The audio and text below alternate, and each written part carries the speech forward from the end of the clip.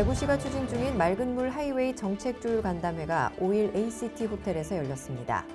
대구시의 수돗물이 낙동강 원수 조류 유입 최소화와 고도 정수 처리로 WHO 먹는 물 안전 기준을 충족하는 것으로 나타났습니다.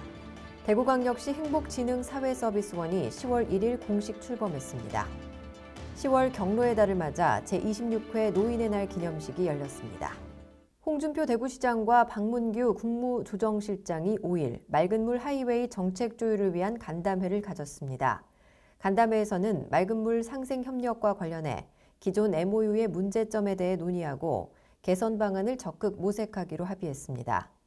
현재 대구시의 물 확보 물량은 79만 톤이지만 앞으로 K2와 군부대 이전 후적지 등 개발 사업 이후 인구가 늘어날 경우를 감안해 대구시에 필요한 물량을 하루 100만 톤으로 상정했습니다.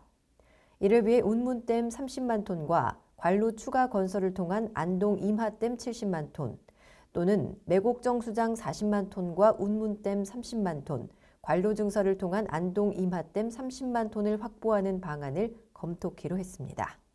대구시 상수도사업본부는 낙동강 원수 조류 유입을 최소화하기 위해 조류 차단막을 이중으로 설치하고 고도 정수 처리 최적 운영과 수질 검사 강화 등으로 철저히 수질을 관리하고 있음을 밝혔습니다.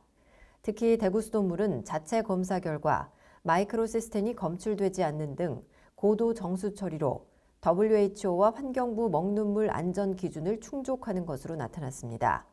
또 조류 독소 수질 검사 항목도 기존 7항목에서 10개 항목으로 강화해 시민들이 수돗물을 더욱 안심하고 마실 수 있도록 할 방침입니다.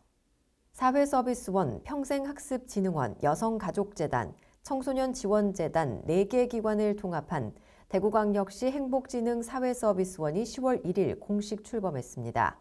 정순천 원장은 첫 업무로 지난 4일 산하시설인 시립희망원을 방문해 생활인들과 인사를 나누고 애로사항 청취와 점심 배식 봉사를 했습니다.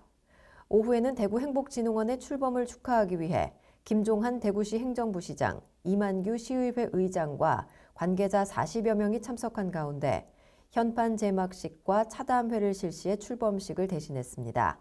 한편 대구행복진흥원은 평생교육과 여성, 청소년 등 통합적 사회서비스 제공을 위해 전문성을 가진 4개 본부 체제로 운영됩니다.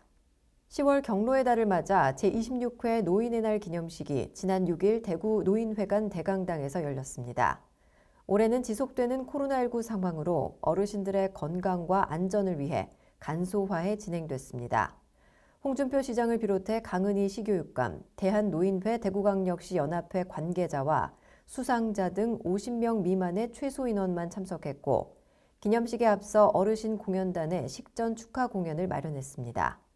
기념식에서는 올해 청소년 대상 수상자인 임주영 학생의 경로 헌장 낭독에 이어 정부 포상 7명, 대구광역시 노인복지 대상 3명, 대구광역시 표창 8명 등 모두 18명이 수상의 영예를 안았습니다. 이어서 대구 게시판입니다.